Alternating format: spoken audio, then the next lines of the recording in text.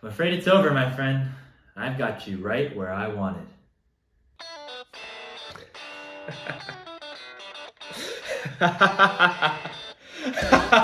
You absolute fool. You complete buffoon. You think you have a winning position? But no, it is instead I, Lotus Forcid, that has you exactly where I want you. You see, I possess the left arm of Smolder, meaning that I have completed my item power spike. No, that's impossible. I now have all pieces of the puzzle, all of the power that I need to defeat you. Smolder Obliterate!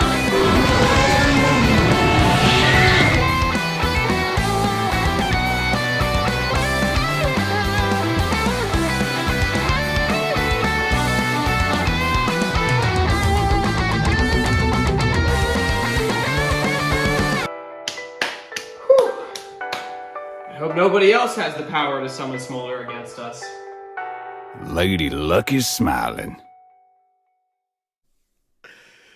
Hello, everyone, and welcome to another edition of Tier 3 tonight, where we will be bringing you all-encompassing coverage of the LCS Challengers League qualifiers in 90 minutes. My name is Hawk, and of course, joining me one more time is my incredible co-host and partner in crime, Grapes. How are we doing this evening, my friend?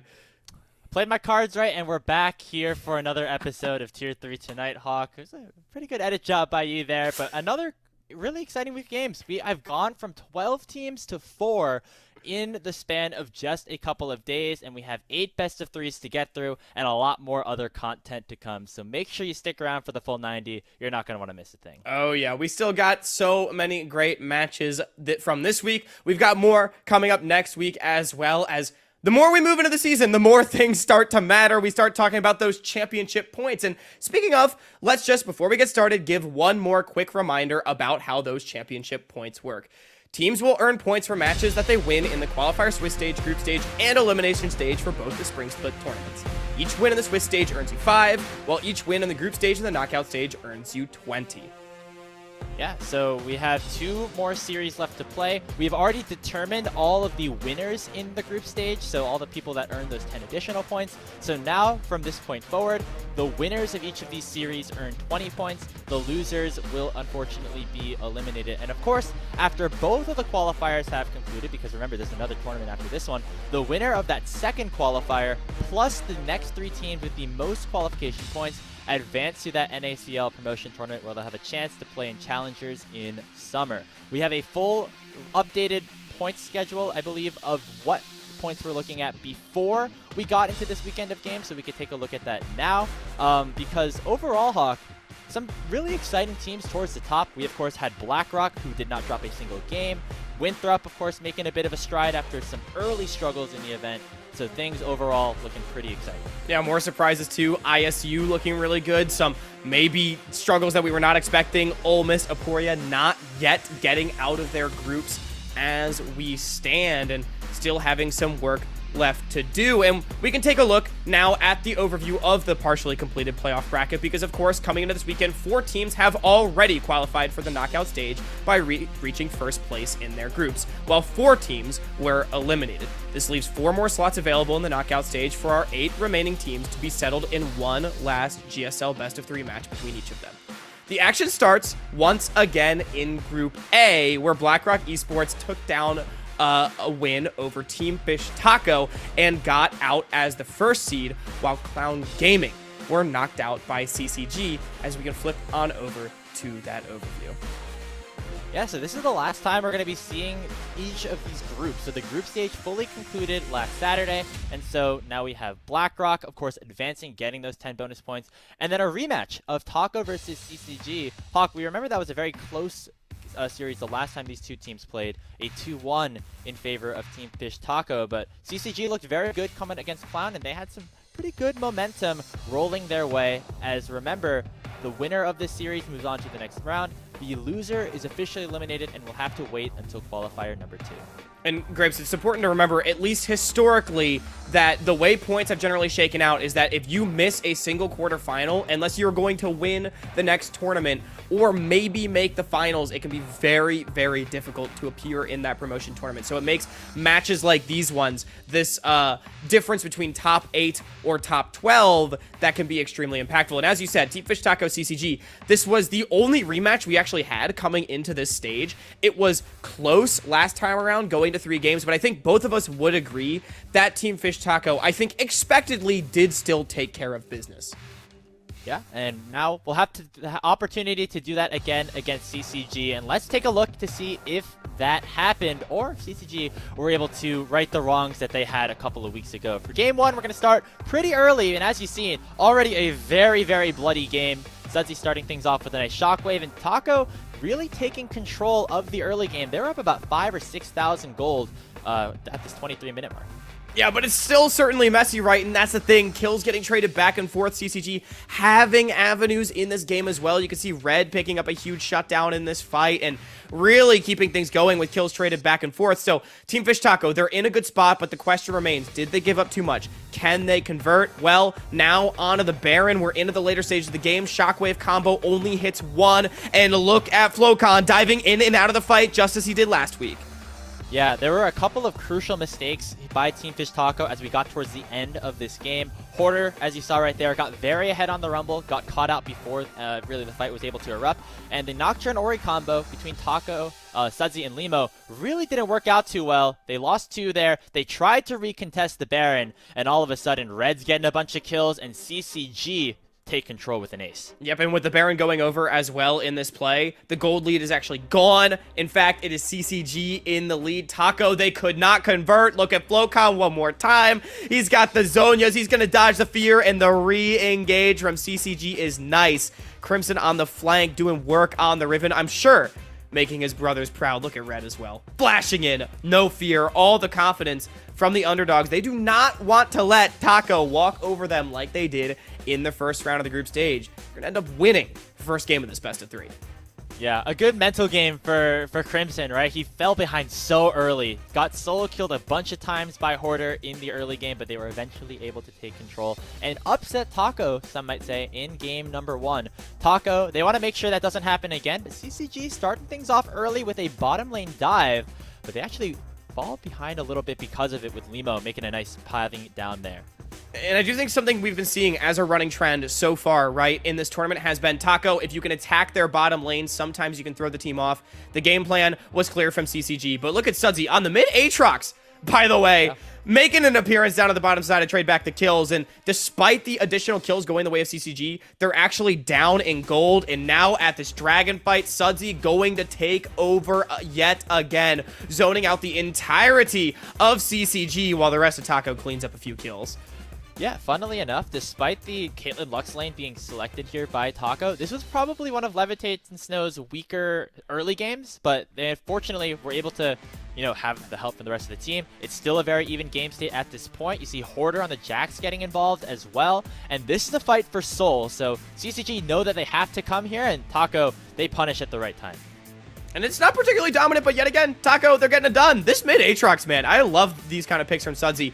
We're going to see a few more fun and exciting pocket picks coming out later in the show as well. Something I always love about Tier 3, these players consistently willing to bring out different champions. Taco picks up the Soul, and even though Levitate gets picked, can CCG get away with it? Here comes the Cavalry Grapes, and look at the dive as they clean them up. Yeah, double kill there for Sudsy, who had to pick up the Aatrox after Crimson selected the Yone. That allowed them to get Jax there on 5. A really nice drafting strategy there from Taco, and they send us to that decisive game 3 where already Hawk is looking bad. 7-0. Flocon is on his Vladimir. This is not looking good. It looks like CCG might have a chance to reverse the result of week number 1 as we head over to the Baron. A nice engage, but Hoarder finally picks up the first kill for Taco. Yeah, and then the flash in from Crimson as well. Hold up, we might be going too far forward. We've seen a couple oopsies around Baron here in Tier 3. Ooh, and the scatter from Sudsy finds 2. Hoarder, Limo, all diving in. They're trying to get some kills. Finally, Flocon dies through all the healing. And despite being down so much, Taco, they're going to thwart the Baron. They're going to equalize the game. And look at this, down in kills, up a Baron. Now they're the ones knocking on the door. But oh no. Respawned fully are CCG, and Taco, they're looking to try to find a bit of a pick here, but they might have overstayed their welcome. In comes Flocon with a huge engage, and all of a sudden Limo is caught out and left to dry. A flash in from Crimson picks up the kill, and look at the dragon counter and look at the timers. Taco stayed in the enemy base for a little bit too long and gave away a 4-Ocean Soul to a team with a Vladimir and an Aatrox. And even though Taco were up 8,000 gold at that point with their scaling, things again start to go south for them. And I'm sure, to the surprise of no one, everyone gonna feel unkillable at this point. The flash engage misses from Trevor. Maybe Taco has a chance, but Blowcon, he is fully scared on this Vladimir. 42 minutes into the game, flash into the back line. Look at the damage onto Hoarder, and Snow finds the double kill, and CCG going to find the upset. Number 2 seeded Team Fish Taco falls in the group stage, and CCG moving on. Man, we had so many expectations for this Taco team. The core of those players won the first qualifier last summer when they were with Team Ambition, and one of their additions, Sudsy, also promoted as part of Mirage Alliance, and I thought played a very, very good game, number 3 on the Syndra. And it really looked like on multiple occasions, you know, Taco were winning in the early game in game 1. They were winning towards the late game of game 3. If they played their cards a little bit better, Hawk, it feels like they should have won this series. I know. Team Fish Taco, they definitely have winning positions in every series. And Grapes, we asked the question after their devastating loss to BlackRock last week. Could they figure it out? Could they bounce back? And, I mean, I'm going to be honest. I think CCG, at the very least, made sure the answer to that question was no. Still some weaknesses in Team Fish Taco's game that prevented them from getting over that hurdle. And I think this is a series that they're going to want back. But props to CCG for finding that massive win. Yeah, and another shout out to Flowcon. He was our mid of the week last week. This guy is pretty young. I think this is his first split actually playing in the top 16, and really had huge impacts in both wins that they had over Team Fish Taco, which will lead us into our completed Group A bracket, where we finally have our two teams, our first two teams in those quarterfinals, being BlackRock and CCG. Yeah, and nicely played once again to them, BlackRock, CCG. Both teams that I think we did not necessarily expect to get here, at least not in this fashion, but still deserving nonetheless. Team Fish Taco, Clown Gaming, unfortunately fall. And now we have another question to answer over in Group B, as it is Winthrop University that advanced as the first seed out of the group, while Abandoning Kittens fell 2-0 to Gentle Hearts last week, leaving Aporia and Gentle Hearts to square off in an elimination match. Yeah, not a rematch, but two teams that I think people held in pretty high regards coming in. Let's take a look at that highlight package right now. And we have the first Smolder in the NACL qualifiers being piloted by Lynx in this game. Unfortunately, if you haven't watched any Smolder, you know he's pretty weak in the early game and actually will die for first blood to Zev to start this one off. You hate to see it, maybe not going according to plan. And now, you know, Gentle Hearts, they're still not really ahead in the early game, though, right? Down about 2,000 at this point. A nice gank from Krakadon, though, does at least try to keep things close. But Aporia knows that they have a Smolder, and they just don't want to fight. Look at this, 23 minutes into the game. Only 5 combined kills. Now 30 minutes into the game. But Grapes, they're just so damn far ahead. Well, they finally get a couple of kills back. They pick up one, they pick up a second there, but look at Ariandel in the base right now for Gentle Hearts. Got an inhibitor, actually forced somebody back to base, and then a huge Moonlight Vigil from Zev takes down the all-important Smolder, and with Aporia on the run, Gentle Hearts with Ariandel come in for the flank and actually pick up a ton of kills to get themselves right back into it. Yeah, now they just need to find a clean engage, but it's so hard against the Janna, and now Lynx, 225 stacks. That Smolder walking forward. Look at him in the front line, and with Zev dropping, things are looking bleak for Gentle Hearts Gaming. They're into the defense of their base, but the last Nexus Tower will fall, and look at Lynx. Here comes the Smolder with a quadra kill. Oh. They actually didn't end the game before he got the Penta, even though Zev was spawning in a couple of seconds, unfortunately. But Aporia took game 1, and we head back into game 2, and Lynx is just as dominant as ever on that Callista, picking up 2 kills with the help of music. Grapes, I want to cast your mind back to, I believe it was 2022 summer when Lynx was playing on AoE with the Callista that was 100% pick banned in games with Lynx in it. You do not want to give this guy this champion, and fights like this going to show why, even though he dies. So much invested by Aporia. Oh, sorry. Yes, so much invested by Gentle Hearts to kill him that the rest of Aporia is able to clean up the fight. Music finding the resets, finally kills. Yeah, you can see Barrick back on his signature Darius in a do-or-die game 2 as well, though, and he got a couple of kills there. Looking like they want the re-engage here, but look at Music on that backline. Barrick is able to get himself a double kill onto the Aporia bot lane once again, but now this game is all about the Aporia jungler. Music gets himself a triple, forces the flash, eventually aces Gentle Hearts there, and all of a sudden, they're into the enemy nexus, and at about a 31-minute win, we have Aporia making their way into the quarterfinals as well. And it's pretty clean stuff from Aporia. I think fair to say somewhat expected, but Music, I think having the pop-off that we've been waiting for all tournament long from this jungler, we know that when he gets going, he can be very, very difficult to shut down. Game 2, a massive proof of that. And Gentle Hearts, unfortunately, does fall after not being able to pick up a single win against either Winthrop or Aporia in this group. But look, when it's our number 1 and our number 3 pre-tournament seedings, I don't think this is too much of a surprise.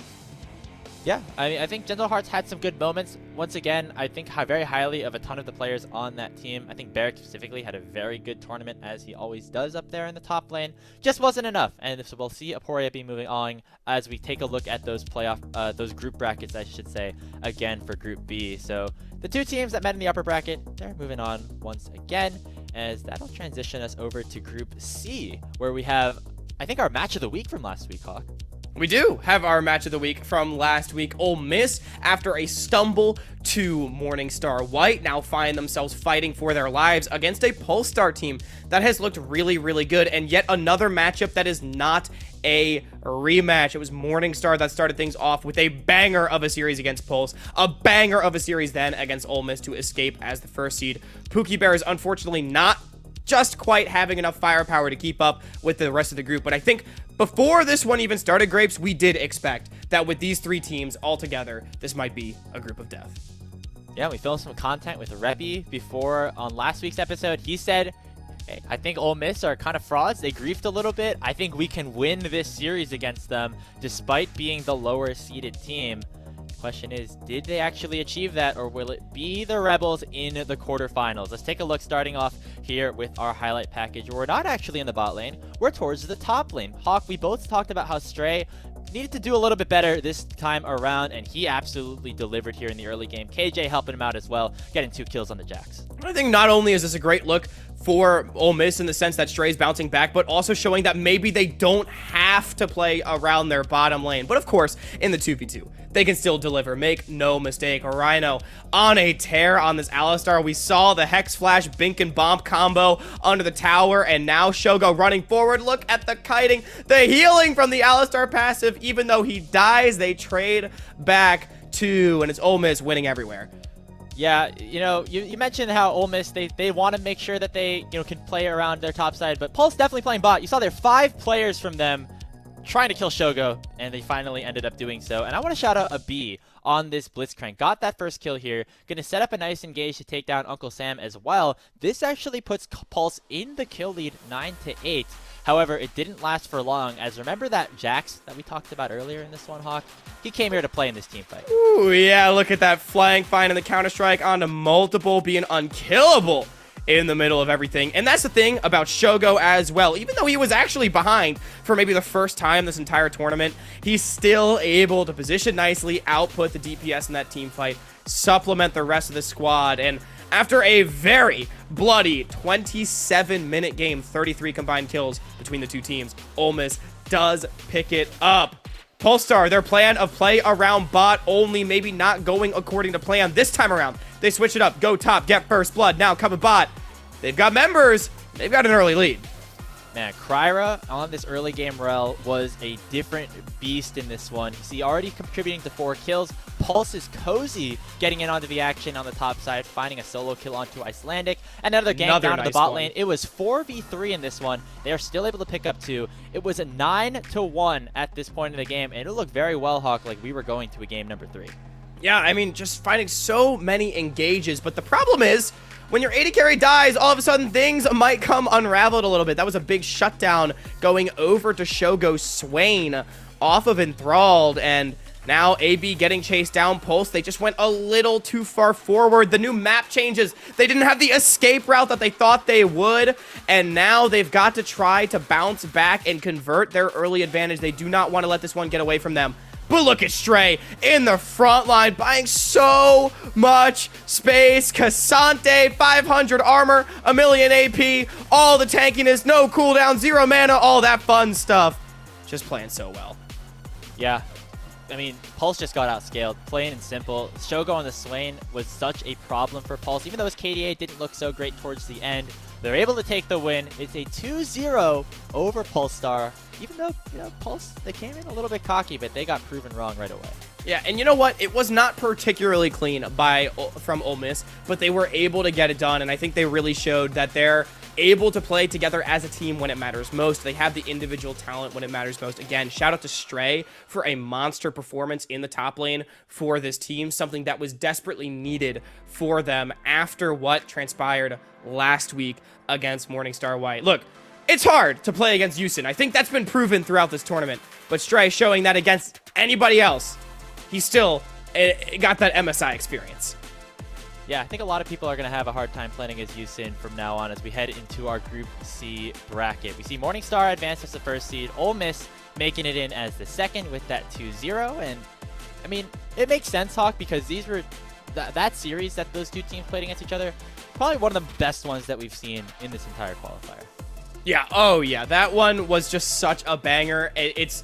I know we try not to toss the word around that word lightly, but it truly was a series for the ages, and I think it's only fitting that these two teams advance. Ole Miss, they buckled down, they got it done. Polestar, unfortunately for them, not quite enough left in the tank, and really being the champions of that number 9 power ranking that they had each and every week. It felt like this was a really, really strong team, and maybe in a different group they could have done it, but unfortunately, against Ole Miss and Morningstar, did not quite have enough.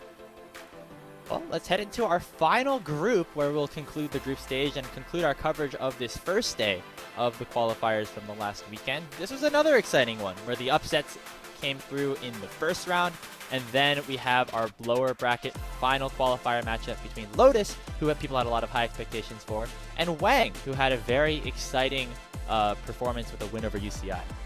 Yeah, absolutely. Both Lotus and UCI taking those, Lotus taking those 2-0 wins over UCI.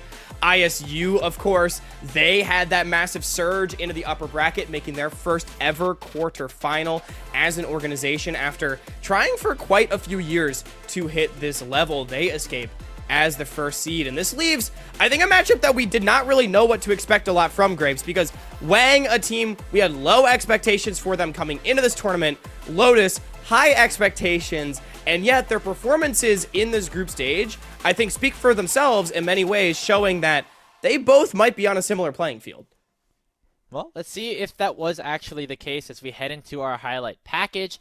Wang Dynasty, or Wang's Revenge, their mid laner, Debonair, is the star of the show, and they're going to try to get him fed again with a gank onto Aojun's Annie. They are able to take him down, however, a nice counter engage from Mixture on the Rel will get another Smolder and forcing a kill for his own. And Grapes, I'm not going to lie, while this clip plays, we've seen a couple of Annie games from Aojun so far this tournament against Azir, and I don't really know if it's been the answer because another fight, Debonair on the Azir, just getting so much done. It ends up being a pretty close fight, but overall, Lotus still marginally ahead in the game. Huge engage from Mixture. That time, the Annie looks good, and Lotus, they're able to bring it back. Yeah, I mean, this guy on Rel is just different. Mixture having another nice engage there, pulling 2 back and canceling the dredge line, I believe, of Cerulean. That allows for a couple more kills to be picked up. At least Boyle's going to fall here, and that's all Lotus needed to march into the base. And the Smolder looking pretty good. He's 10-1, now 11-1. This looks like a pretty similar situation. Are we finally going to get it, Hawk? A triple kill as Boyle comes back to base. And I think with just enough autos and that Elder Dragon buff, we're going to get our first penta kill for Smolder in the qualifiers, and it's going to belong to Forsen. And you know what? It doesn't have to be flashy, but Forsen still getting it done. AD carry of the week, or, well, should have been AD carry of the week perhaps last week. Forsen maybe could be argued was snubbed on that one, playing so well, and yet again getting things started early, finding the first blood in the bottom lane on the Lucian, making it look strong no matter what champion he's playing. Yeah, looking pretty good there. You saw Debonair again trying to get active with the kill mid, but Forsen around this Rift Herald doing a lot of work. And Aljun on the Trist also getting involved with a couple of Goomba stomps on his own. Porsche alongside Lotus winning another fight here. However, Boil the Oil, who had a pretty good series, I should say overall, doing pretty well. But oh no, look at this Hawk. At the enemy Nexus, it's Aljun again. We've seen this story before where he goes to backdoor on Tristana, and I think he might have the chance to get the sweep for Lotus. Yeah, I think he's got it. Debonair, the only one around. A couple more autos will do it. Wait a minute, he's cutting away from the Nexus. He's flashing it. Oh no, one more auto would have been it. But a couple of canceled autos in the mix means that Wang survives. Can they capitalize? They've taken down Forsen. Yeah, they did a pretty good job there. Watch Frost, though. A huge Bramble Smash buying so much space. The Buster shot away from Aljun was critical to make sure Boyle wasn't able to get involved. And now with Wang on the retreat, Aljun can come in for the cleanup duty. Picking up one, picking up another, and allowing Lotus to march it all the way down. And finishing off our third consecutive 2-0 sweep. Yeah, Lotus, they do finally get their due. Wang kept things very competitive in the early stages of the game, but unfortunately couldn't quite get over that hump. Lotus, they were too good at team fighting. I like the shout out to Frost Force in particular in some of those later game fights, creating so much space. And Borson, a name that, well, maybe the name is new, but a player that has been around the scene, you might have known him as Psycho in the past, has never reached this level before, reaching the quarterfinals, and I think has really impressed, has stepped up big time at this tournament. Yeah, he's looked good. I mean, not a player that I had too many expectations for coming in, just given previous results and the like, but as you see here, a great Smolder game in game number 1, obviously getting that pentakill. And even though the Lucian wasn't the biggest factor in that second game, it was a lot about Aljun and Frost. Getting that early lead was definitely important in helping that snowball begin to roll. You see 4 dragons for Lotus on that second game, and a decent job by Wang. I think that they had not a ton of expectations coming in and actually performed pretty admirably in the first time they made it to this round of 16. Yeah, I would definitely agree. Wang's Revenge, a team to look out for. Some names in particular on that team that I think I'm going to be excited to see back. Boil the Oil, Debonair. We might see them some more in the future, but that's going to do it for our group stage. We can take a look at the final group standings now of all 4 groups. 8 teams, of course, moving on to those quarterfinals. That will be BlackRock, CCG, Winthrop and Aporia, Morningstar White and Ole Miss, and ISU and Lotus. Well, unfortunately, 8 more teams did not move on, and they go home early. I mean, you like elimination talk. We're going to have to do it all again just in a little bit, where we finish off another opportunity to, have some more teams get eliminated in our quarterfinals. But it always is sad to see some teams actually ending up going home. And sometimes it's nice to see what they thought about the results instead of the winners. And so after their unfortunate loss to Aporia, I got the chance to sit down with Ariandel, the mid laner for Gentle Hearts Gaming, about what he thought about the current qualifier and his plans moving forward. I'm here with the mid laner of Gentle Hearts Gaming, Ariandel, after their unfortunate 2-0 loss to Aporia in the last round of the GSL group stage. Ariandel, in that last game specifically, it seemed like it was very hard for Gentle Hearts and you guys to make plays or try to find fights around the map. You guys were actually up in kills until about 30 minutes into that game. What were Aporia doing that made it so hard to find angles and find yourselves the opportunities to take fights? I think it wasn't so much what Aporia was doing, as more so I think our team struggled a little bit with being proactive. We, as a team, I felt like weren't confident to be like looking for proactive plays, looking for angles and ways to snowball our advantage. And so we kind of stagnated in that game too, and it kind of led to like, just like a snowball effect where eventually Aporia was able to claw the way back in and take over the game. Yeah, this is a roster that you were a part of that I think had some pretty good expectations. You had some really talented players, but unfortunately unable to make it to the top 8. What was the goal originally of this team to kind of make it to top 8 and beyond? And what were some things that you thought could have, maybe helped you guys get there? Yeah, definitely our goal as a team was to shoot for promotion tournament. So definitely top 12 finish was a bit of a disappointment to us all. I think like everyone was looking for better results for sure. One thing that we struggled really hard with as a team was adjusting to new patch cycles. 'Cause I think that's a different thing this year, whereas like all the matches are being played on live, right? As opposed to just being held on one patch for the whole tournament. Last week's match is like right on the new patch, right? We only have like 3 days to figure out like what's good and what's strong and how we want to play and prioritize on the new patch. And I think like being able to adapt quickly was a bit of a struggle for our team. You've been a player in these tournaments for a while, but coming into 2024, what were some goals that you had personally for yourself in terms of things that you wanted to work on and things that you wanted to show? Hel- Into 2024, I really wanted to push myself to like break through and hit NACL tier 2. And so I actually, at the start of the year, made the decision to move to Chicago and grind for a year with Chicago Ping right next to the servers and really just like, push myself out of my comfort zone and just, give it my all and try to break through this year. I think this is your 6th year playing in amateur at this point, which is kind of crazy to think about. So, what is like kind of the drive that keeps you going and wanting to play competitive every single year? Like I think it started back in around 2018 when I was still in UCI and we just won collegiate that year. And that was kind of the starting point for me. Like that was the moment when I decided like this is something that I feel like I can try to pursue and like, see how far it takes me, right? Trying to become a pro player. Like the last 3 years after I graduated UCI, I've been playing amateur full time and every year kind of just reevaluate like how do I feel? Do I feel like I'm progressing? Every year I find that answer inside myself is like I still think I can make it. I feel like I'm improving and learning and growing as a player and like as an individual. Seeing that growth as well as like the self-belief in myself, I think that's what really keeps me going.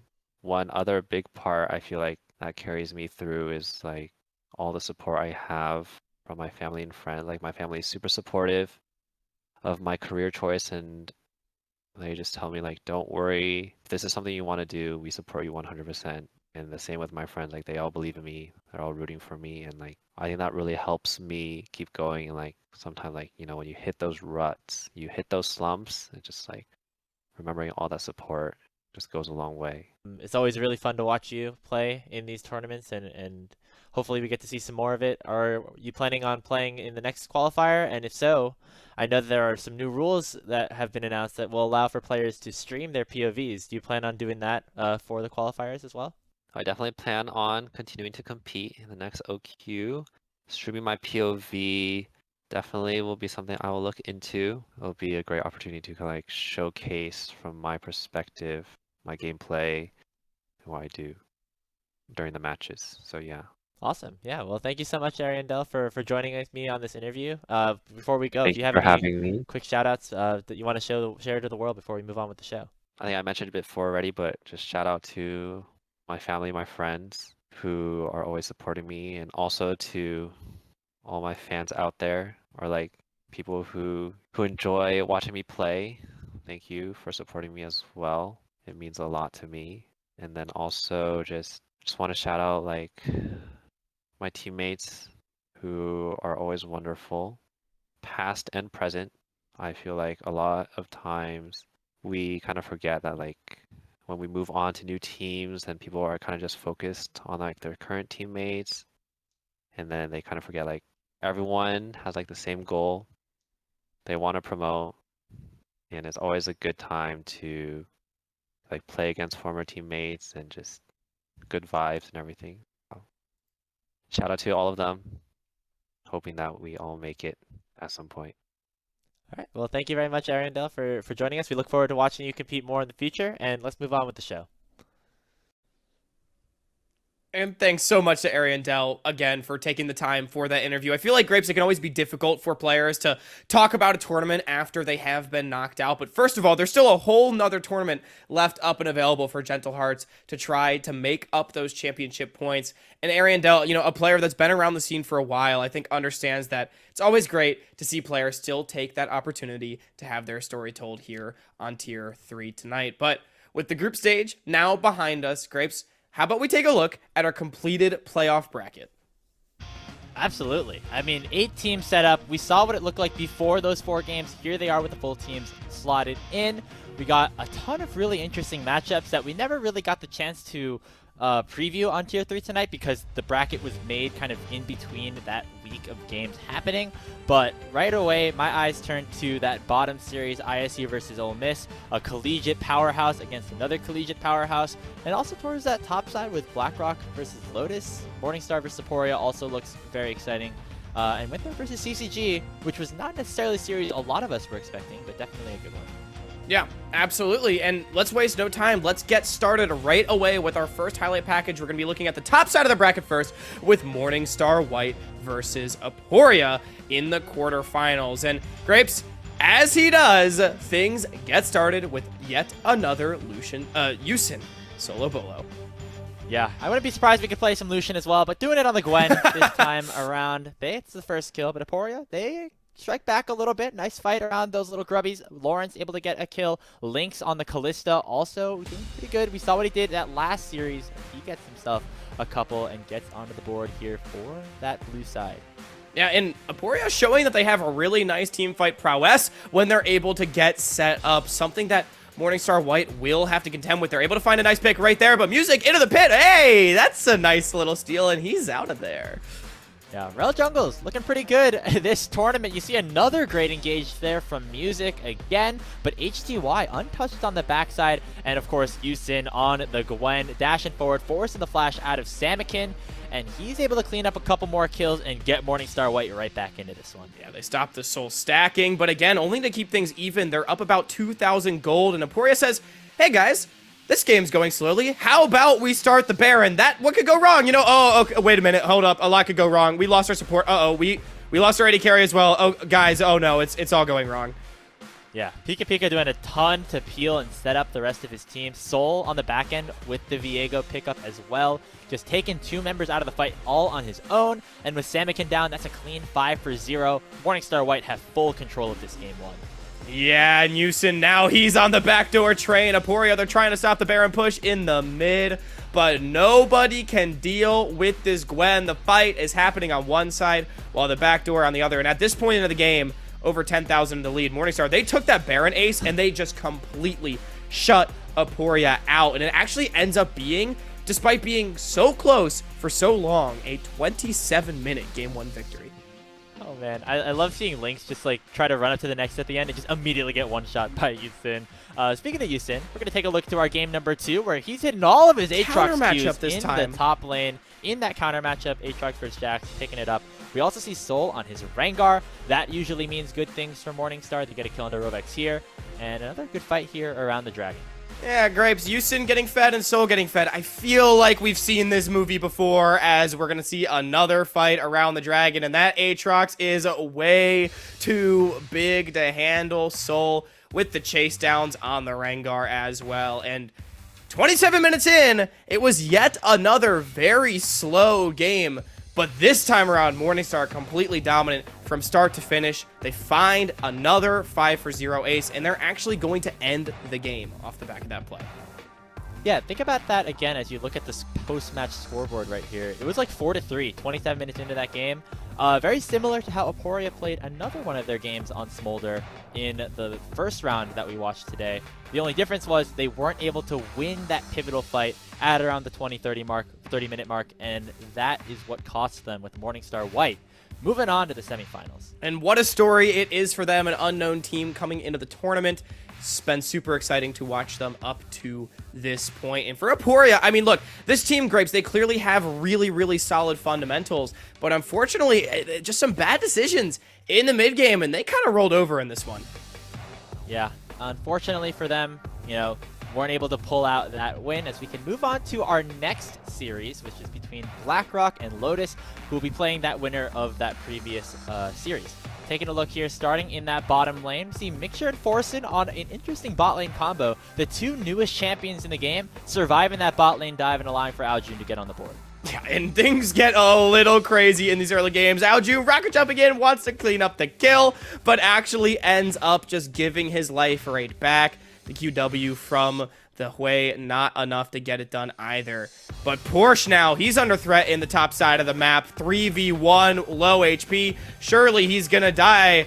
Surely he's gonna... Oh no. We kill him, right? We kill him, right? Oh, not before he trades back too!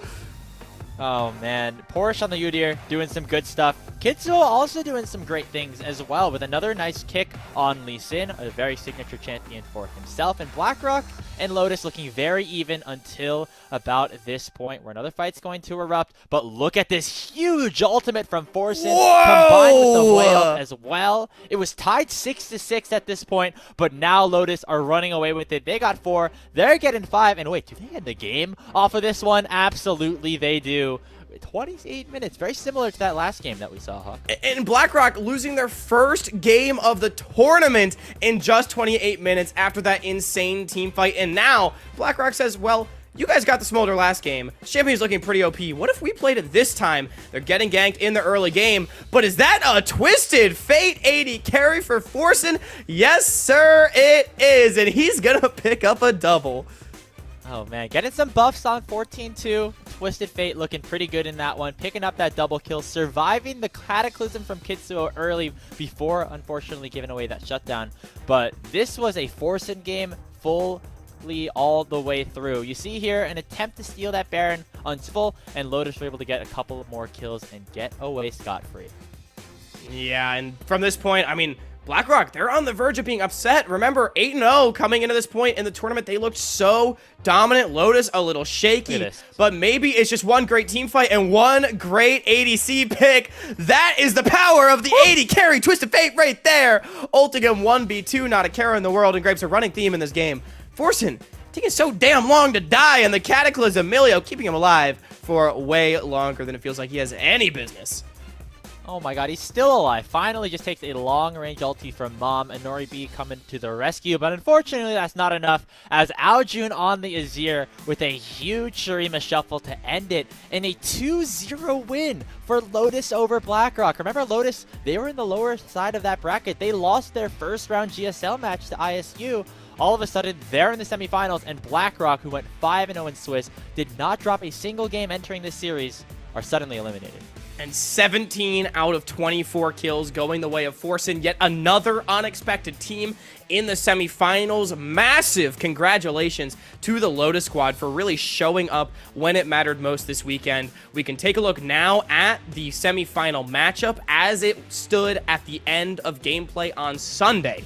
Lotus up against Morningstar White in that first semifinal match. But Grapes, I do believe we have some more content on the horizon. Oh yeah, Lotus, you saw that Twisted Fate pick, right? That was pretty interesting. Well, I actually got the chance to ask Forsen about it and break down his gameplay in an all-new episode of Semi-Pro POV. Check it out. Hello everybody, and welcome to another episode of Semi-Pro POV, where we get into the minds of some of the best players in the NACLQ to see what they were thinking during the tournament's greatest moments. Today, I'm here with Forsen, the bot laner for Lotus. Forsen, how are you doing today? I'm doing good. Thanks for having me. So we're going to be going through your Game 2 against BlackRock in the quarterfinals. Going into Game 2, you guys are on blue side and have a pretty interesting draft. What was the thought process behind everything, including that TF80 carry pick? So because of how the new Fearless format works, we're not allowed to pick Smolder, which we ended up playing in the first game and winning on. I told my team that it's okay to leave Smolder up because Smolder is one of the picks that I like to play TF into. What specifically about that matchup is appealing to you? Is it just the fact that you can scale, or are there intricacies within the laning phase that actually help TF? It's a bit of both. He can be a really strong lane bully. I think Smolder really lacks sustained DPS in the lane phase, so if TF just walks up to Smolder, gold cards him, there's no way Smolder can match him if he just right-clicks him. So we're going to start off right here at the beginning where you actually take a bit of an interesting trade. What happens at this level 1? This is just a bit unfortunate. You know, the new bush makes it so you can get into that bush without them actually seeing you. And I know that Inori Boop is just gonna come mess with me. So I walk all the way back. And so level 1, what I'm telling my team is that because I have lethal tempo, I can just try to stat check the Smolder level 1 if I just walk up to him and gold card. Once we get Smolder's cleanse, he's really susceptible to a gank. So here, he actually cleanses nothing, but we do get his cleanse. I usually don't like to force my jungler to do something if he doesn't want to, but I tell him it's a really easy gank. Chad actually does a really smart pathing here. He knows that Corki warded raptors, so he actually wraps around. So I think this really caught BlackRock's bot lane off guard. He wards there to try and spot the raptors, so he wraps around. It doesn't go as easily as planned, but they both flash, and then bit of a object permanence moment here. I kind of just walk into the bush and gold card him again. That ended up giving me a double kill. And from this point, I know this could be a game where I just completely take over. Playing TF in the bottom lane, you don't have as much access around the rest of the map. So how do you use your ultimate maybe in a different way than you might if you're playing TF mid lane? So the thing about AP TF as opposed to on-hit TF is that you don't have as much haste. So your ult is a really, really long cooldown. It's like a 2-minute cooldown. So you really have to be picky with how you use your ult. So it's kind of unfortunate that I have to use my first ult like this, because now I'm seeing if there's a pick, because I don't want to just have to use it to get out. So I end up using it to get out. And it turns into a kill, but it's not ideal because I end up going down, giving a bounty over. And with mid lane, you want to push your wave and move to a side and just try to influence the side. But for ADC, you don't really have that option. You kind of just have to catch people off guard, I guess. I think as people get more used to playing TF, it'll be harder to find angles like I did this game. So now you have your 3 items. You're very, very strong. Once you finish RFC is when you become scary for the entire team, you know? I don't even gold card here. I honestly accidentally pulled a blue card. But luckily, Aojun ults him and he just gets completely one-shot. I don't know where that guy went. He just disappeared. And then I go a bit crazy mode here. It just... Oh, yeah. This is honestly just me having a bit too much fun and just I just see the lone ADC and I don't actually look where his team is. I just see him kind of alone on the map. I'm like, well, let's go. I definitely should not have done that. That was a bit troll. It looked cool though, so... It looked cool in my head, just not on paper. So you guys get the Baron. End up resetting after getting a couple of kills. Who's making the call here to press the ult button? Is that just you or? Yeah, it's just me. I'm not sure where exactly I saw him. Maybe it was on the wave that made me want to ult. But I saw him somewhere and I just knew that even if I get stunned by Bard or if I don't get stunned by Bard, I can just kill both of them. This is the power of TF ADC, you know. Once you get slightly ahead, you just can't be matched in DPS, so you just gold card someone and you kill them. Who's the biggest shot caller on Lotus right now? It's definitely Chan. Chan is the one who is gonna be telling everyone what to do, and Porsche is also a really big voice. When I'm this fed, I kind of have to talk because I have to let my team know what I want to do. Were you guys nervous playing against a team like BlackRock who has been undefeated the whole time? I mean, I don't know about the rest of my team, but I was actually pretty nervous because I think Robbie Bob is a really great player and I think Kitsu is a really great player. I don't think any of us were expecting to win this handily, but Mixture before the games is I got a feeling we're going to win today. I guess it came true. So hopefully Mixture has another feeling next weekend. It's been a few years of you playing in amateur and you finally made it to a top 4. How did it feel to finally get there? It's definitely surprising because I was planning on actually retiring before this and just focusing on CLOL. But then Lotus approached me and asked me if I wanted to play, and so I was like, sure. I know a lot of people on the team. I think it could be a fun experience. So I'm down to give it one last go. The top 4 is great, but I'd love to win it all. Thank you so much, Forsen, for joining us, and let's get back to the show.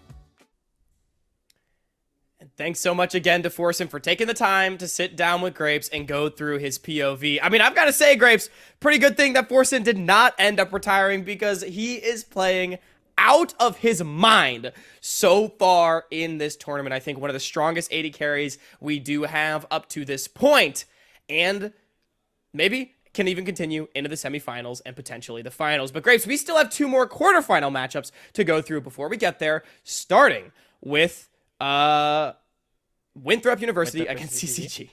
We could try that one. Yeah, let's roll that package. Why not? This is another pretty exciting matchup here between 2 teams that did pretty good in their last series and already getting off to a good start. It was a 1-for-1 in there, but Winthrop just played this first game so incredibly cleanly, just never gave CCG a chance. and really showing their teamfight prowess up till this point. Again, we had a huge conversation about this last week. Winthrop looked like a team that was struggling at the end of the open qualifier, but clearly that was just an off weekend. Yet to drop a game in the main stage of this tournament, and having so many good appearances around this dragon. This one stuffing the engage from Trevor, running them down 4-4-0. They're going to convert a Baron off of this one, Grapes. And one thing I thought Winthrop did really well was playing around Corki package. It got nerfed in this last patch, so it actually wasn't able to, you know, the cooldown got lower, so you have to use it a little bit quicker. They stalled these fights out really well and prevented, you know, Flocon from getting that godlike package, and now Sword is godlike on the Orianna instead. They're going to speed this up a little bit as you see the Ori going for a TP, for a bit of a flank, getting two with that shockwave, and finishing this game 17-3. Yeah, Winthrop dominant in game one. May have been slow and steady, but most certainly steady, I think, is the takeaway right there. Playing the limits of their champion so beautifully, and now Flocon, we talked him up so much after the last couple series. Winthrop, they do not want to let this player get going. They've seen what he can do. Gonna find another kill in the river, and Sword, he's not quite done yet either. Yeah, you know, Flocon struggled a little bit this game, but I think it is more of a testament to how good Sword is on this Nico pick specifically. Seemingly every single time he gets it, it is a 1v9 angle for Winthrop, and you see here, he's getting his third straight kill, this time onto Flocon once again. That red buff slow actually doing so much work right there. Now CCG, they're the ones starting to get a proactive play going, but the shielding coming through. Wakao, he's actually going to live, and now mobility's on the board. The carries of Winthrop so strong. Okay, surely CCG gets something back this time. No flash Camille, right guys? We got him. Man, Denethor's tried but true pick. I feel like we haven't seen the Camille in a while, but he's still pretty good at it. 2v1 doesn't matter. Able to escape there with a nice use of that hook shot. Uses it again to drag Bacon all the way into the enemy team, with Sword finding a massive flank on the other side. Another dominant performance by Winthrop University, and they're going to try to close it off right here at the Drake. Yep. Strangle Roots only hit up one, but Denethor on the flank flashing, finds EU Red, AD carry, one shot. Winthrop yet again, team fighting so beautifully. They're not gonna drop a member in what feels like the 10th consecutive fight. This time around, it's 19-4, and they've still got more kills to pick up. The Eagles, they are soaring their way into the semifinals as Sword flashing in, picking them up, putting them down. CCG most certainly were put down 2-0 in this quarterfinal match. And of course, it's always good to shout out Sword for playing phenomenally in that game too, but really, all 5 of these players deserve like some sort of MVP award. Winthrop so well as a unit together, and you saw it in this series against CCG.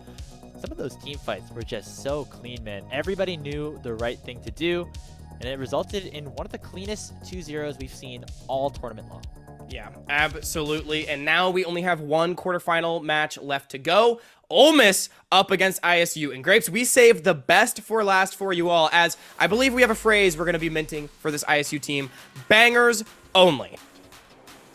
Yeah, this first game, a lot of kills being shared back and forth, but Ole Miss getting the better of it so far. You see Stray on the Rumble having another good early game. Things that you want to see if you are an Ole Miss fan. Uncle Sam getting involved as well, but Drew Dozer able to escape. They finally are not able to get Stray. You thought that he is going to be able to get a kill. Unfortunately, that's not the case. Rhino coming in doing some huge peel, and it's 15-2 at 17 minutes. What? Yeah, Ole Miss, I mean, look, they really buckled down for this week, and they're going to prove it. The Redbirds, they've been red hot, but they're getting shut down. They do get Stray down, however. Disconnector picking up one. Maybe they try to turn it. Icelandic diving in with Uncle Sam, and hold the phone. Disconnector's getting going. A few shutdowns going over. Ole Miss, did they overstep? The game actually completely back to even, but it is Ole Miss with the soul. The engage does not land from the Redbirds, and Shogo picks up Meslo in the side.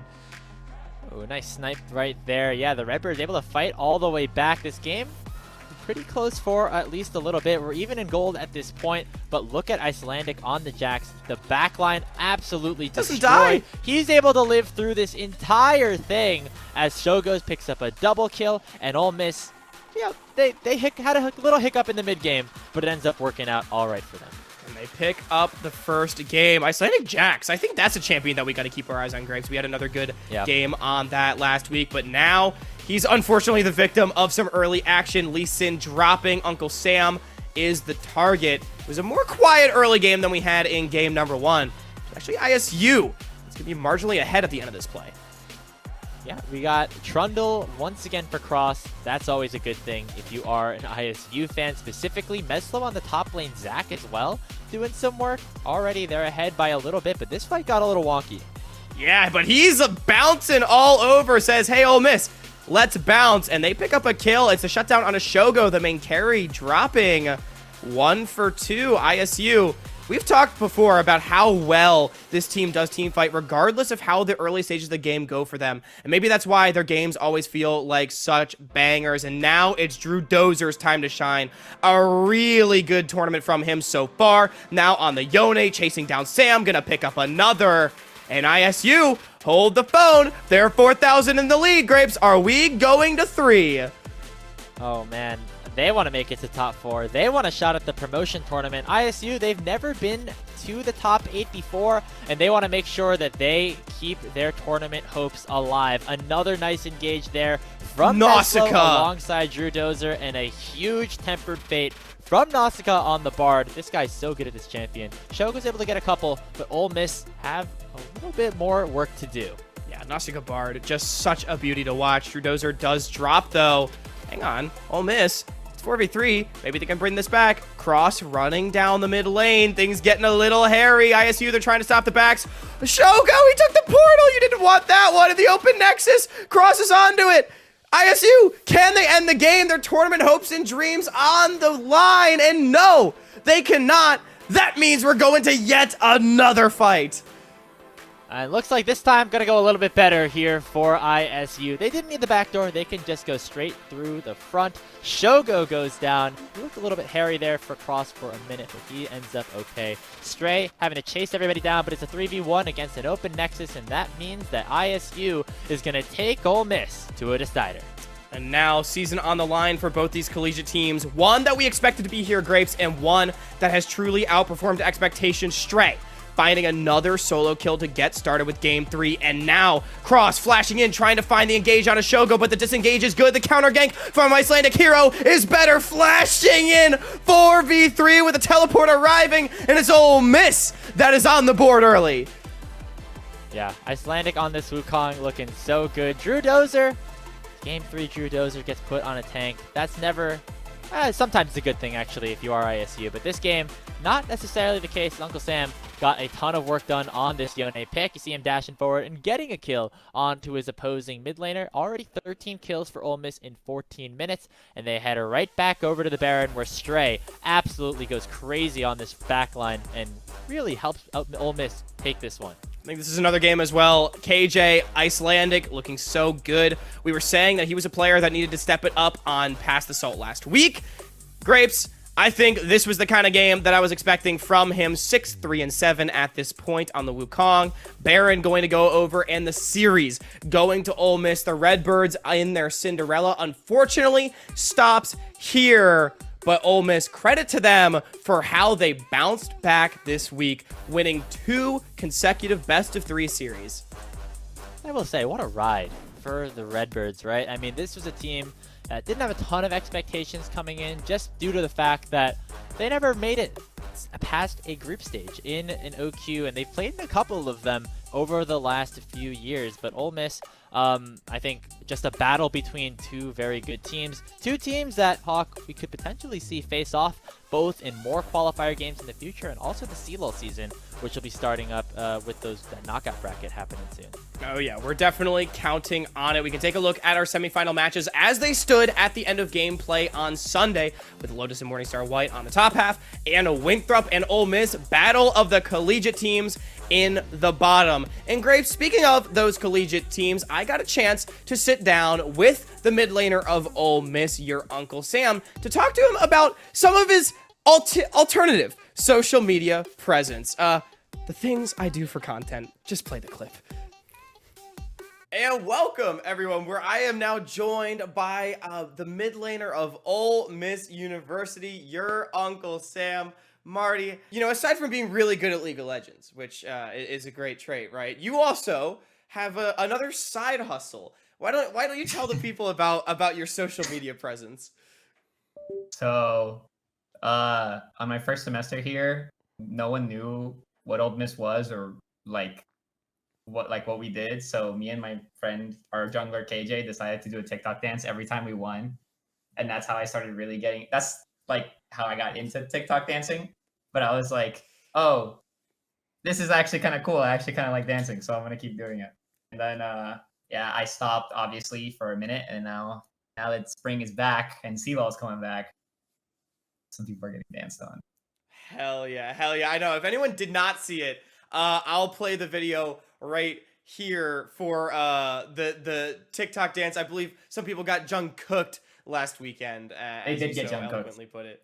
They did And get junk cooked. we'll make sure to get that one shown off. So Marty is going to teach me now on tier 3 tonight how to do a TikTok dance. For those who don't know, I never use TikTok. It's never been something that I've been involved in at all. So I have no idea what I'm doing. I'm gonna be So fully easy. at You the got this. mercy of Marty here. You got this. I believe in you so hard. You know, that's great because I don't really believe in myself. This is not my strong suit, but we're gonna have some fun, and it's gonna be a good time. So why don't you show us what we're gonna be doing? So it's pretty easy. It's nothing crazy. Nothing crazy. It's literally the only thing you actually have to learn how to do, which is I think is kind of the hardest part, which is just a chest pump where you have to go in and out of your chest like that. So you go. Okay, yeah, that's not bad. That's actually good. Not Okay, bad, that's not bad. Okay, We'll take it. We'll take it. Super simple. It's the first part of the song. Okay. And now the second part of the song. I guess the best way to do it is gonna be going. We'll just do shoulders in because since it's your top half of your body, so you'd be like, All right. Okay. So yeah, exactly. all right. Okay. And then the last part. This is the actual move is this, okay? Because I just wanted you to do a spin because it's much easier. But the actual move is this. Maybe it's actually easier for you because of the headset thing. But you it's like this. So you go.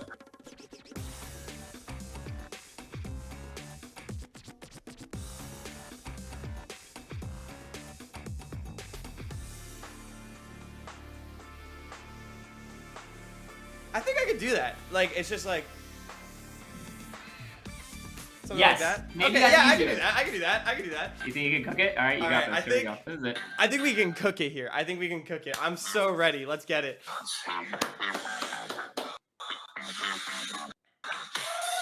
Oh shoot! Sorry, I was not ready. Wait, hang on. Ready? Ready? 3, 2, 1.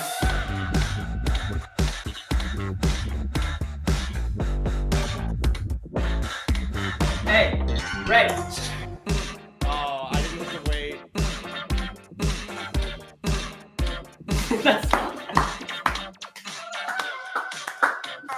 It's so good. It's not bad, bro. I'll take it. It's actually You know, not even bad. You that's not dance bad better. for first You have take. more rhythm. You have more rhythm than half the people I've tried to teach how to do it. Well, I'll take that. Especially because I'm doing it over Discord. haphazardly over Discord with f***ing audio from a phone. It's so funny because the inspiration for this content was we Grapes and I saw your Jungkook video. I'm like, I should just have Marty teach me this. Oh And then my I watched God. it again. And I'm like, I don't think I can do that. It took me 4 days of practice when we won on last Sunday though, because I was super locked in, but in the back of my mind I was like, oh my god, if we win against these guys, I'm gonna get to say they got junk cooked and I'm gonna post this dance. I cannot wait. So I'm just sitting there thinking about how I'm gonna do it. Y'all had to run the gauntlet. I'm not gonna lie. The week before did not go according to plan for you guys. So how did we bounce back? I came into this week after a whole week of review and coaching and a lot of team talk, actual team talk. Thought about how we want to play the game, how we want to put out call outs and things like that, how we want to dictate the game out. And afterwards, it felt so much better. Communication flowed like a river. So now all of our talks, everything that goes through is much easier. It's much simplified. Team fights are a lot even better than before. Things like that. But most importantly, it comes to our mid-game macro. That is way more stable. I'm glad to hear that things are going a lot better for you all. Because, I mean, the games, I think the gameplay speaks for itself. And now, as well, matchup against Winthrop next week. A team that you all are familiar with. I guess, like, the last thing for this content piece is, do you have any words for your future semifinal opponent? Nothing. I only look at one person when I play against them, and it's always the mid laner. So obviously, when I played against Reppy and Drew, I added Reppy and Drew. And I have never, but the thing is, I interact with Reppy and Drew all the time on Twitter, and I don't interact with Sword. But Sword, if we win, you're gonna get danced on and you're gonna get added. I swear to God, it's just the way the world works. The tile, listen, the cog keeps spinning, and I'm at the center of it. So like, if you guys don't win, like, you're gonna get danced on. That's just how it is. Welcome back, everyone. Before we continue with our discussion of the semifinals, we do have some news that we have to share with you. After an investigation by tournament organizers, it was unfortunately revealed that Morningstar White was competing with a player who is ineligible to play according to the NACL qualifier rules. As a result, Morningstar White will be disqualified for the remainder of the NACL Spring Qualifier number 1, with their spot in the semifinals being awarded to their quarterfinals opponent in Aporia. This decision was not made lightly, and Rally Cry and Riot have been in close conversation to reevaluate the rule set regarding player eligibility moving forward. Additionally, everyone who had previously lost a match to Morningstar White will be receiving their NACL qualifier points as if they had won against them. That includes the matches played by Morningstar in the Swiss stage, the GSL group stage, and the knockout stage. To get a better understanding of what the point landscape looks like after the conclusion of this week of games, we can pull up the graphic right now, and we're going to bring Hawk back to talk about what things look like all together. Hawk, with the changes now, we have Winthrop standing atop the leaderboard at 90 points, with Ole Miss tied right alongside them. And I think, you know, the thing to really take away from this entire situation is now things looking a lot more like we expected them to, with maybe Lotus and BlackRock being the main surprises towards the top. Team Fish Taco, of course, we've talked about them already being down in 9th, despite the expectations surrounding them. BlackRock having 75 points despite not making that semifinal, I think speaks to how valuable it is to get first place in a group, as well as going 5-0 in the Swiss stage, really keeping them competitive with the 4 teams above. But Lotus as well, huge shout out to them, now appearing in the semifinals, being tied with Aporia. Yeah, and as you can see, Aporia having had that result in the quarterfinals reversed, so to speak, they will now be in the semifinals playing against Lotus, with the winner of that game facing off against the winner of Winthrop versus Ole Miss. So things look the same, just replace Morningstar with Aporia, and things will stay basically about how they were originally. Additionally, Hawk, remember that there's a whole another qualifier to be played after this, so it's not just this tournament that their results actually matter in. So for a team like Pulse, like ISU, like BlackRock, still a lot of time to get things back together. The only caveat is teams need to retain, I think, at least 3 of their 5 original roster members in order to have those points stand. And until we get there, though, we do still have to conclude this tournament, as 4 teams do yet remain, as Aporia will be taking Morningstar White's slot in the semifinals up against Lotus. And let's now, Grapes, in our own way, break down these semifinal matchups, as we have taken the liberty of making FIFA player cards for each team here in this group. We're going to be going through and breaking down all 4 rosters and some of the strengths and weaknesses of the player, as well as giving them some overall ratings. And now, Grapes, it's important to note, this is very much for fun and very much for the discussion, but hopefully we'll give everyone an idea of where a lot of the strengths and weaknesses lie for these teams. I'm excited about this, Hawk. We had some pretty heated debates about where to put players and how to rank them and things like that, so we'll see what you, the audience, thinks as well. We'll start off with our top half semifinal, the first team of which being Lotus. Let's look at their cards, what some of their strengths and some of their weaknesses are. Right off the bat, we're looking towards that bot lane once again, Hawk, as Forsen and Mixture have really been an incredibly strong bottom lane duo. And I'm just going to say, Graves, I think Forsen, a player that we did not expect to be here based on past performances. But now with that 92 overall, I mean, has just been popping off this tournament. It's always great to see players being revitalized. And I think in a similar vein, the veterans of Porsche and Frost 4 holding things down on the top side as they have for so many teams in the past. Yeah, in the mid lane, you got Aljun, who I think has been a very exciting player to watch throughout the last couple of years when he was on some of the teams he played with in 2023 and now here on Lotus. We have seen really, really good games from him. We've also seen some struggles as we saw in the quarterfinals, and so that is maybe a weakness where their opponent Aporia could look to try and punish. However, still a very strong team all the way around. We have some veterans on the top side and some new faces down in the bottom lane. And I love the dynamics as well. Porsche, Frost Forest being praised for their consistency. Forsen, maybe a little too psycho at times, but it's just sometimes what a team needs, those dynamic play styles.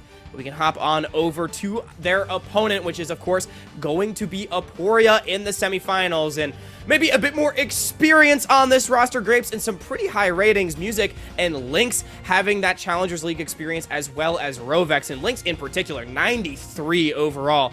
Look, I'm just going to say it. We've got some strong marksmen in this group of 4 teams. People forget how good Lynx was on AoE last year. I mean, this guy really was a just super solid bottom laner for a team that was middle of the pack in the Challengers League.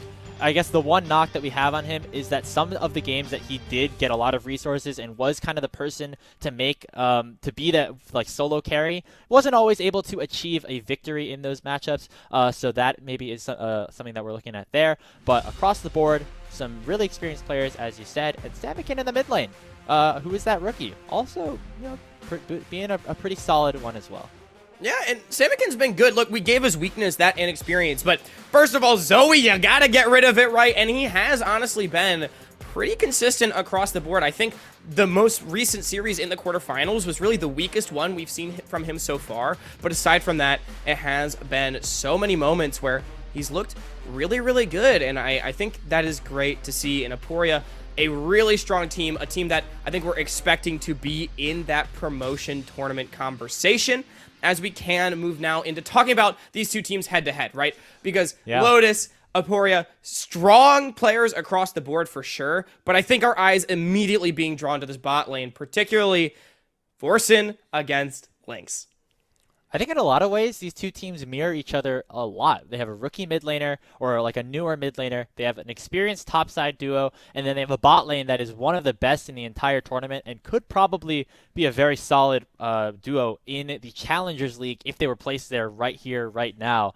And that is, I think, why this matchup is going to be so exciting to watch, because every player, I feel like, is going to be evenly matched, relatively speaking, and I think that leads to some very, very competitive games. Yeah, I absolutely agree. And I think Lotus has a chance to do something really special here, being the only team outside of the pre-seeded top 4 to not only make the semifinals, but also make the finals. And I think they do have a good chance to do it if Forsen is able to show up against Lynx the way that he has so far this tournament, mixture against Rovex as well. And I think the rest of the map going to be a pretty even matchup. Maybe the real question being, can Frost Forest contain Music? Because we saw in that previous graphic, Music is a player that, if he gets going, is really difficult to prevent from taking over the game. But Grapes, on the other side of the board, their potential finals opponents, our other matchup is going to be Winthrop against Ole Miss. Winthrop up first. And if you're sitting there trying to wonder who you should pick up for your NACLQ Ultimate Team, these are some pretty good options, as everybody is rated in the 90s. Yeah, I was about to say, you could probably pick any one of these 5 and be happy with how you have gone in terms of your selection process. We have 90 plus all the way through.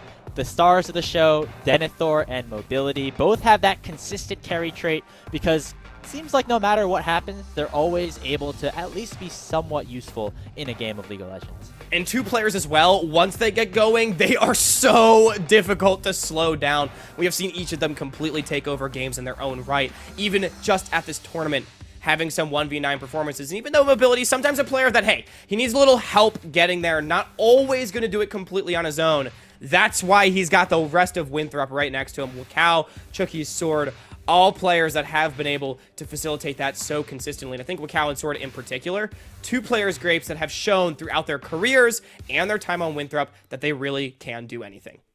A fun story for Wakao, who is formerly known as Trickster.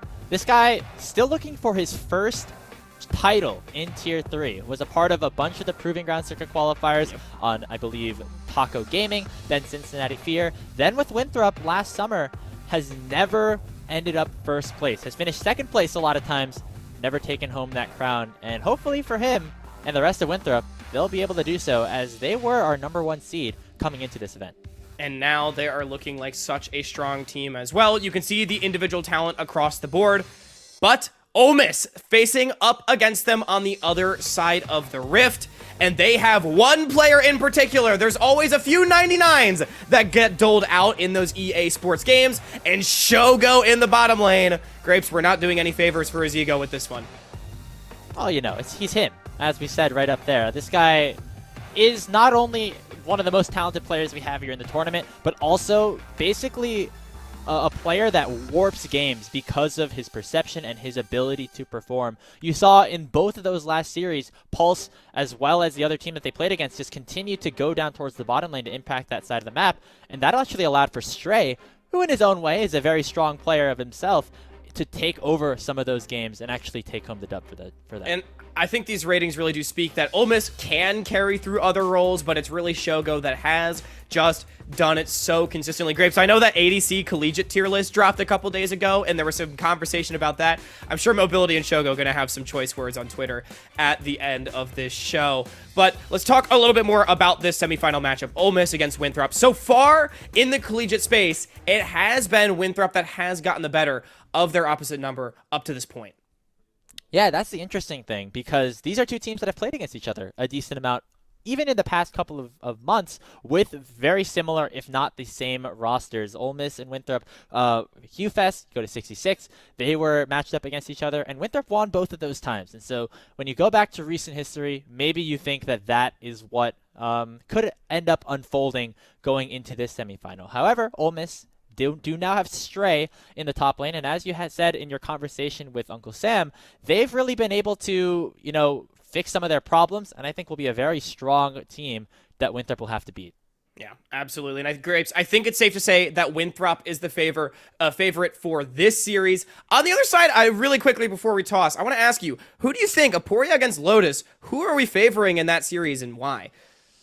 Ooh, I mean, I guess we'll show in our power rankings in a little bit, but potentially gonna go back to, I guess, Lotus, just because they won. That would probably just be my momentum thing. Like, on their side, continuing that momentum. Yeah, completely valid. We'll see if that momentum can continue. Lotus, they have been looking really damn good, and you know, Ole Miss, they're gonna want to play spoilers over their collegiate big brother up to this point, at the very least. I'm sure they're gonna let me hear about it for calling them that. But Grapes, we've got a little bit more content left to go over. Let's toss it over to this episode of NACL Q&A. It's about damn time, you know? I've been here for, 2.5 years now? This is the first time they let me play in OQs. But I'm happy that I get to compete now, at least. Like, it's better late than never. I don't think there's anybody that can stop us from winning both OQs. First or nothing, for sure. Yeah, I always expect a top 4. I don't think that below would have been acceptable for me. Favorite memory so far?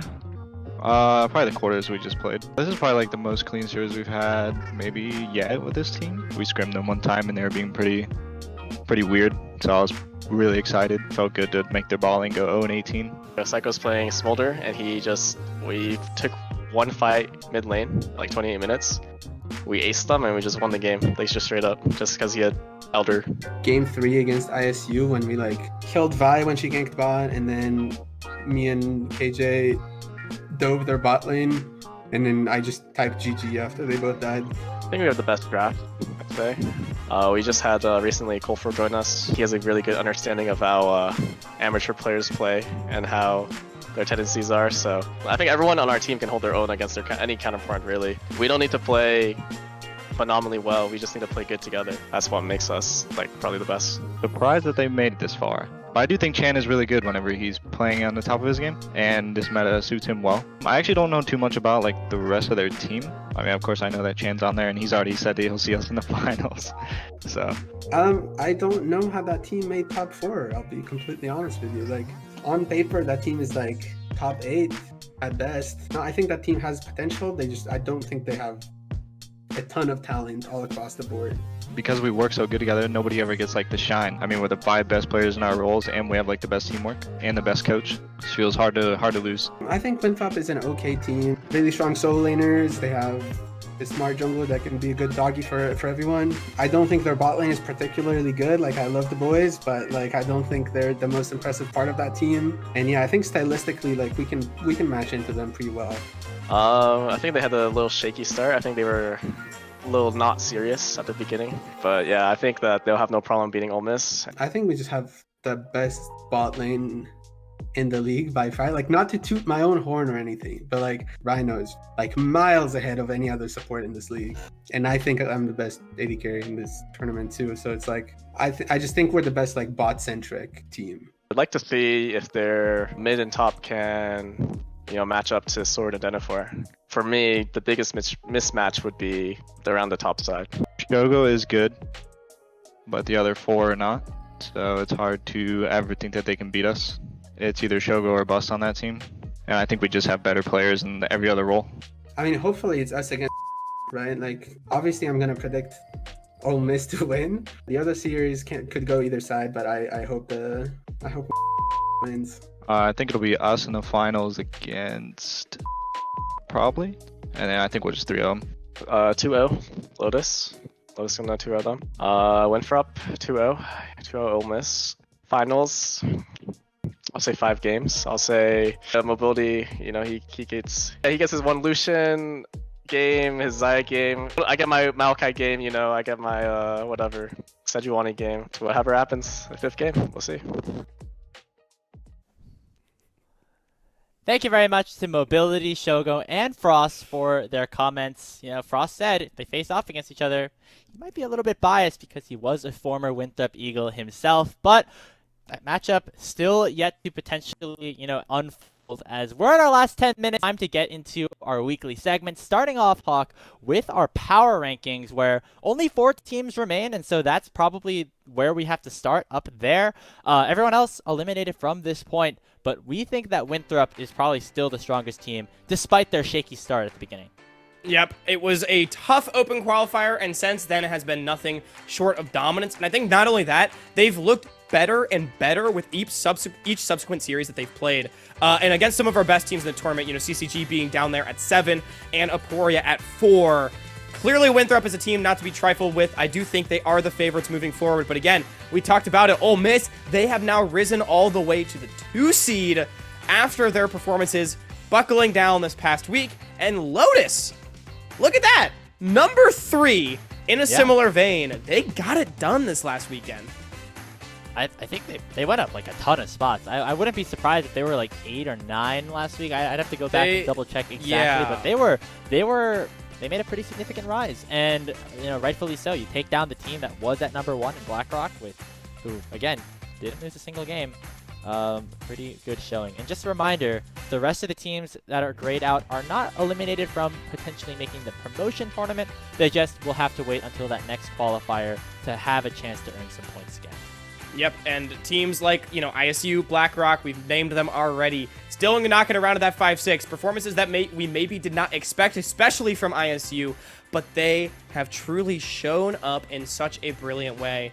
CCG, Polestar also in the mix down there. And a reminder that if you just win the next tournament, you're into the promotion tournament regardless of the points. So, You're that Clown Gaming? Still a chance. Yeah, hey, absolutely still a chance. And these teams all have had incredible flashes throughout this entire run to even make it to this point. But Grapes, now it's time to flip on over to our team of the week, where we had a bit of difficulty selecting this one, but I think some obvious choices. Lotus Forsen and Chookies for me, that bottom lane, both of them having monster performances this past weekend.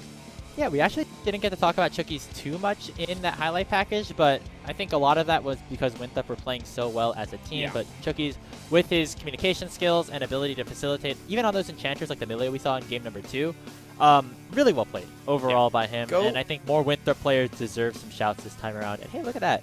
4 out of 5 of these players in collegiate, on their collegiate teams. Even Forsen playing for his team, although in a different role and, not Lotus right now, but also CLO representative. Yeah, go watch back that highlight reel from the Winthrop series, and you'll see, if you just watch Chookies in these fights, some really nasty stuff, just keeping his teammates alive so consistently. It wasn't like a flashy performance, but it was some very high quality Enchanter gameplay. I think Cross as well, Grapes, just to give him a shout out, getting the nod here for Team of the Week. None of the junglers really having that impressive of performances across the board, it felt like.